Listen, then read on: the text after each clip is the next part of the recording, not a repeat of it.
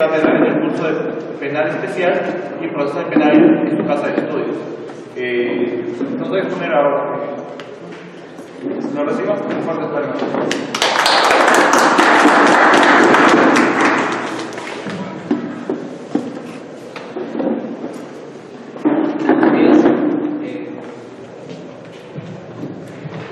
El tema a tratar el día de hoy va a ser sobre la prisión preventiva en los delitos de corrupción de funcionarios. A propósito de los casos de Odebrecht, de los casos de Apure Tito, esos casos de Orellana, en primer lugar voy a dar una introducción en relación a lo que es la prisión preventiva y la limitación de derechos fundamentales. Nosotros estamos en un Estado democrático de derecho y como tal, los derechos fundamentales que todos tenemos ocupan un lugar privilegiado dentro del Estado o dentro de nuestro sistema constitucional. Por ende, la limitación a un derecho fundamental no puede ser de manera indiscriminada. ¿Qué sucede si de manera indiscriminada se limita un derecho fundamental? Simplemente estamos yendo en contra de lo que te menciona la Constitución, siendo un Estado democrático de derecho.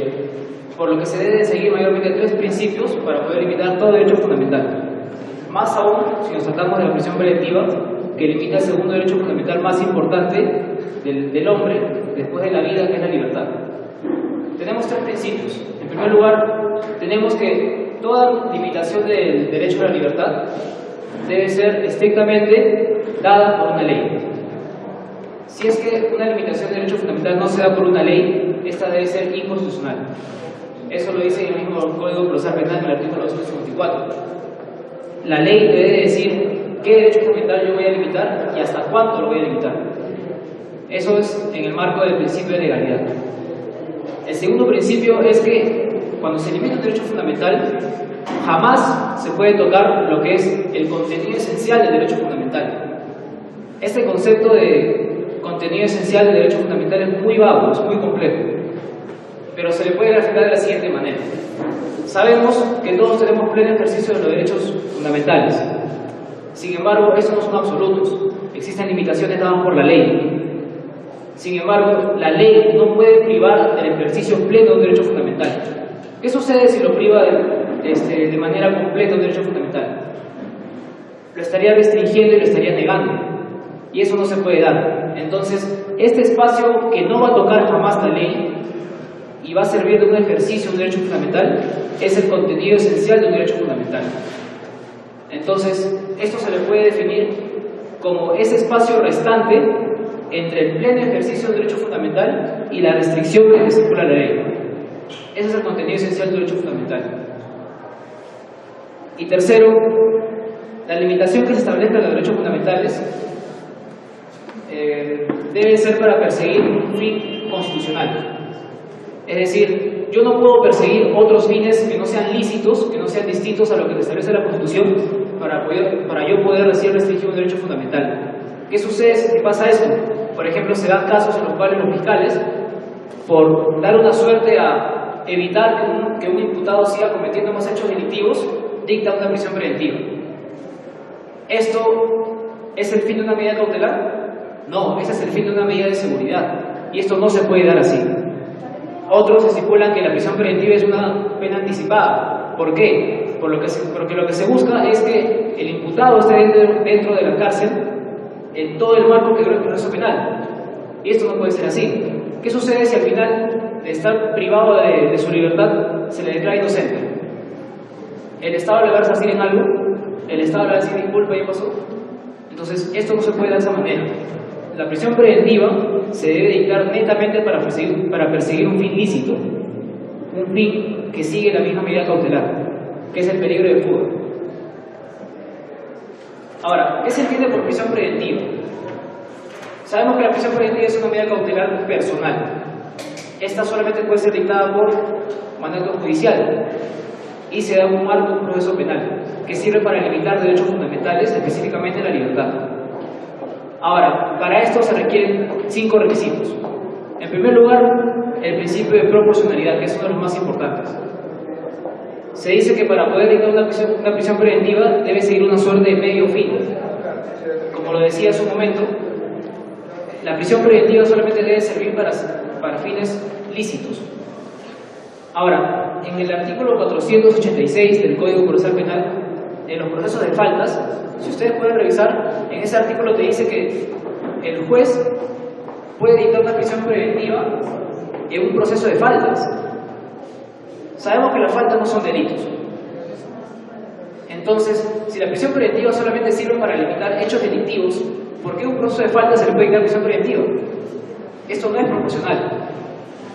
Además, la prisión preventiva, ¿cuál es la suerte que sigue un proceso de faltas? Es que solamente se le va a restringir su libertad a efecto de que pueda comparecer al juicio oral. Entonces, ¿esto es proporcional? ¿Se le puede limitar a una persona solamente por su negación a un juicio? Peor si no ha cometido un delito sobre una falta. No sigue la misma naturaleza que persigue la prisión preventiva, ¿cierto? Es una crítica que se le puede estipular al 486. Otro es que la prisión preventiva es excepcional. La prisión preventiva jamás se puede dictar de manera automática. Una prisión preventiva no debe ser la regla. ¿La regla cuál es? La libertad de la persona dentro del proceso penal. De manera excepcional se puede dictar prisión preventiva. De manera recontra excepcional se le puede prolongar la prisión preventiva. Pero ahora con este decreto legislativo 1307, que te añade el tema de la adecuación del plazo de la prisión preventiva, el Sistema Nacional Especializado en Derechos de Corrupción de Funcionarios, ¿qué dice? En el expediente 160-2014, que añadido el plazo de prisión preventiva más la prolongación, esto suma un solo plazo y aparte de ese se le puede añadir otro plazo. Entonces existirían 3 plazos de prisión preventiva. Entonces es lo excepcional de lo excepcional de lo excepcional. Eso no puede ser así. En tercer lugar, la prisión preventiva debe ser provisional. Ahora, provisional y temporal, ¿es lo mismo? Si bien es cierto, estos conceptos pueden parecer iguales, pero no es lo mismo. ¿Qué quiere decir que la medida cautelar de la prisión preventiva tiene que ser provisional? Es que la prisión preventiva debe seguir la misma suerte del proceso penal en general. Ahora, ¿cómo yo puedo eliminar este tema de la provisionalidad de la prisión preventiva? ¿Cómo puedo yo extinguir la prisión preventiva? Solamente en 2 casos, ¿no? Primero, cuando se cancela la prisión preventiva, cuando se levanta esta, y segundo, cuando se varía.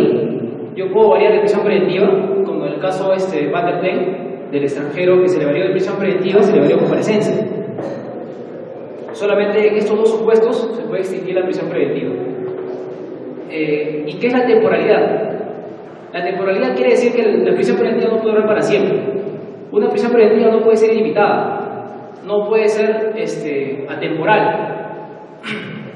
Para comentar qué sucede en el Código Procesal Penal español. Nosotros, en nuestro Código Procesal Penal, ¿cómo están establecidos los plazos de prisión preventiva?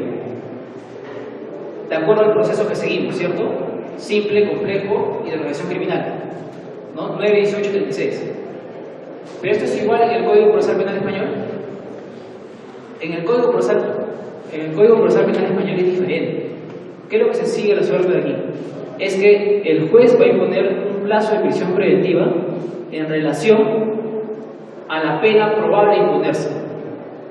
Por decir, si el fiscal requiere la prisión preventiva en España y él dice se le va a imponer aproximadamente 30 años de pena preventiva de libertad, ¿qué va a hacer el juez español? Puede dictar prisión preventiva hasta 30 años.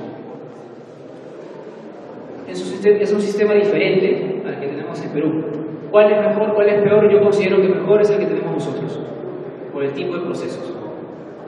Si ahora con la adecuación se puede dictar un plazo de prisión preventiva hasta 5 años, imagínense en España que puede llegar hasta 10, 15, 20 años. Cuarto, la limitación al derecho fundamental de la libertad debe ser instrumental. Es decir, la prisión provisional solamente debe ser un instrumento para perseguir un fin específico. ¿Y cuál es ese fin específico que se sigue? El fin que busca el proceso penal. ¿Y cuál es el fin que sigue el proceso penal? La búsqueda de una verdad histórica, ¿cierto? No es una verdad absoluta, es una verdad histórica.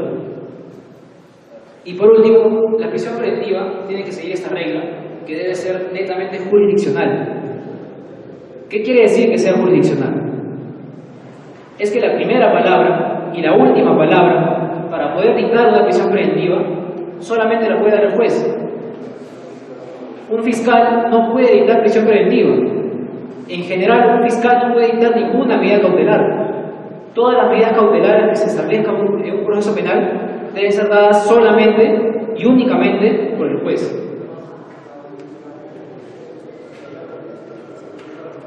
Ahora, para dictar la prisión preventiva existen presupuestos. Lo que les he mencionado anteriormente son requisitos y principios que se deben seguir para las medidas cautelares y la prisión preventiva. Sin embargo, para la prisión preventiva per se hay presupuestos.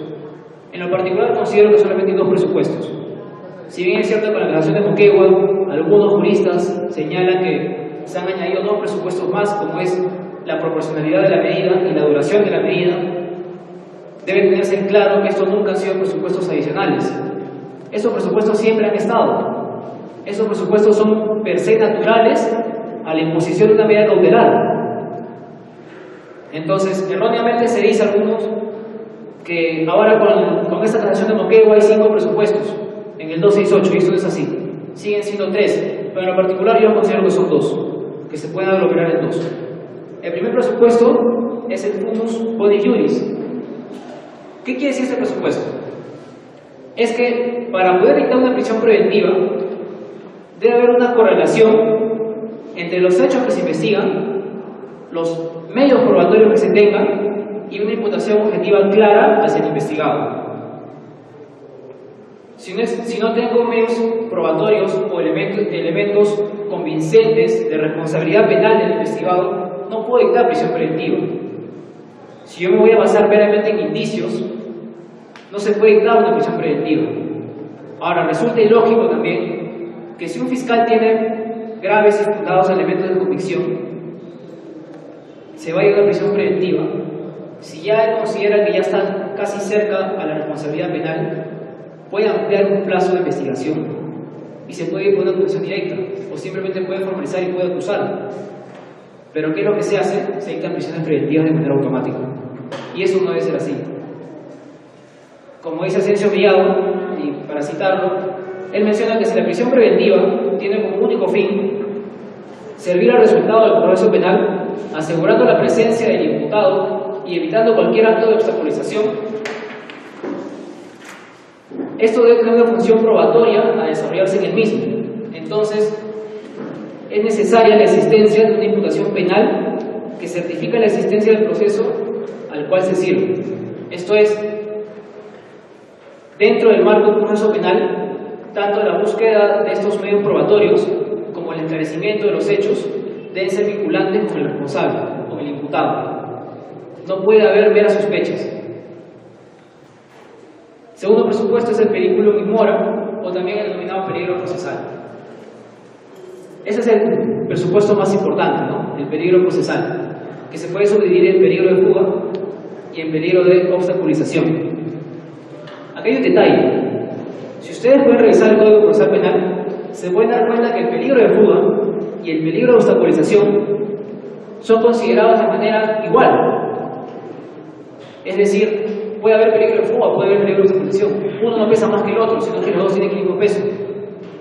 ¿Ustedes consideran que eso puede ser correcto? En lo particular yo considero que no. ¿Cuál es el fin que persigue una medida cautelar? Asegurar la presencia del imputado, evitar el peligro de fuga. Entonces no pueden tener el mismo peso un peligro de obstaculización que un peligro de fuga. ¿Qué pasa si hay peligro de obstaculización? Por ejemplo, el testigo es amenazado de muerte por el imputado. ¿Qué se puede hacer en ese caso? ¿Se le dicta prisión preventiva al imputado?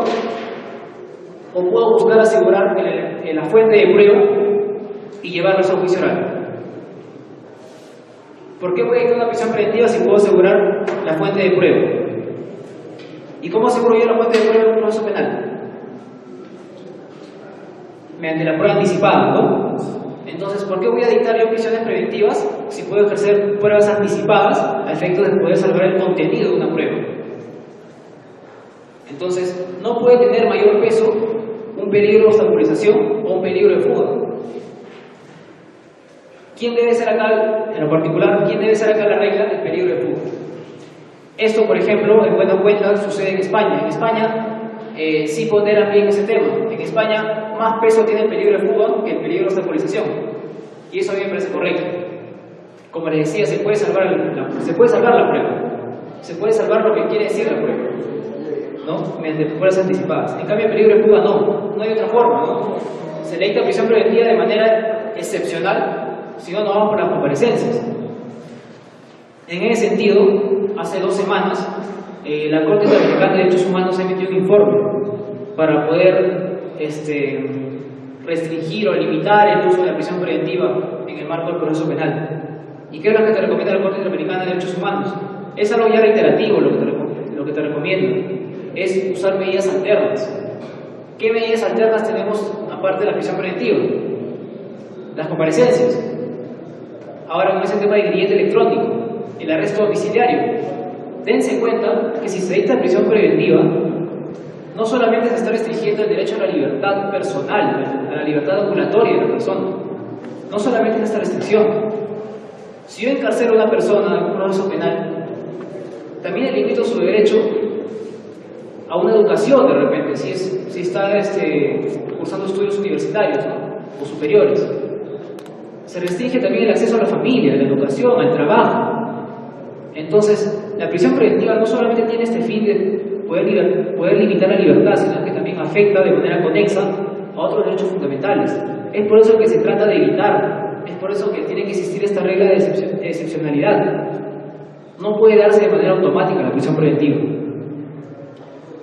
Lo que ocurre, por ejemplo, ahora es que existe una agrupación de 3, 4, 5 personas que cometen un hecho delictivo. ¿Qué hace la Fiscalía? Automáticamente, organización criminal. Ley 30077. Eso no puede ser así, existe presupuesto para la organización criminal. Puede ser inclusive un hecho con autoría nada más, y no es organización criminal. A lo mucho puede ser banda criminal, pero no puede ser una organización criminal. Hay estudios del INEI en el cual te mencionan que organizaciones criminales en el Perú solamente a lo mucho hay 3. Pero en el lugar donde yo trabajo, el Sistema Nacional Especializado, todos los casos que seguimos ahí, la Fiscalía lo que imputa son organizaciones criminales, en todas. No hay ni una que se salve.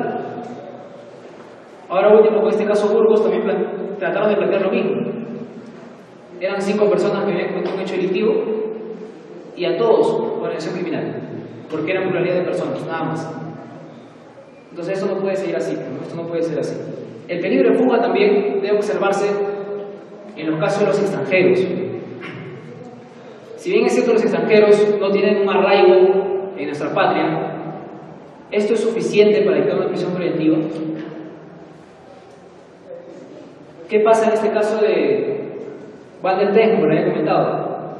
Acá lo que existió fue efectivamente, se dictó una medida de prisión preventiva, porque esta persona, aparte de ser extranjero, aparte de tener la disponibilidad de poder viajar, no tenía arraigo personal, arraigo familiar, ni arraigo laboral. No tenía bienes acá en este país. Entonces, el hecho de ser extranjero per se, esta condición, no te da las facultades de que tú puedes dictar una prisión preventiva. Deben también observarse otros elementos que puedan corroborar la misma, como les he mencionado, los arraigos, ¿no? Familiares, personales, laborales. Sin embargo, en la casación 635-2015 pasó todo lo contrario. Un extranjero estaba casado con una peruana y tenían 2 hijos. Esta señora y estos hijos tenían arraigo en el Perú. La señora trabajaba en el Perú y los hijos estudiaban acá. Pero el señor constantemente viajaba, pero viajaba por temas de trabajo. En este caso, ¿debería dictarse prisión preventiva? Obviamente que no. El tema del arraigo laboral, si bien es cierto, obedece a meras cuestiones de trabajo, pero existe arraigo familiar, existe arraigo personal. Y eso debe ser puesto en una balanza y debe ponderarse el efecto de no poder darse una prisión preventiva. Y eso fue efectivamente lo que pasó. Al comienzo estaba con prisión preventiva, pero luego, ¿qué se hizo? Se le abrió la medida de una comparecencia. Otro tema que también me parece a mí curioso y particular es el tema de los antecedentes del imputado en el proceso penal. He podido observar en los lugares donde he podido trabajar que este tema de antecedentes, ¿cómo lo interpreta la Fiscalía? Antecedentes del imputado, antecedentes penales, antecedentes judiciales, fiscales y policiales. Todo tipo de antecedentes donde existan otros hechos delictivos que ya se hayan cometido. Adjunto eso como peligro de fuga, dicta prisión preventiva. ¿Esto debe ser así? no basta el mero hecho de comprobar que existan antecedentes penales en otros procesos, sino es que lo que se debe observar es el comportamiento del imputado en otros procesos. Si tengo antecedentes penales por un delito A y estoy en otro proceso penal, no se me puede quitar prisión preventiva. Se debe ver el comportamiento, la negación, por ejemplo, a ir a declarar, la negación a comparecer en el proceso penal, a aportar pruebas.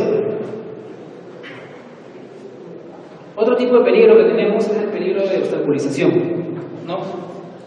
Este peligro, como ya lo había mencionado, no debe tener un peso que un peligro de fuga.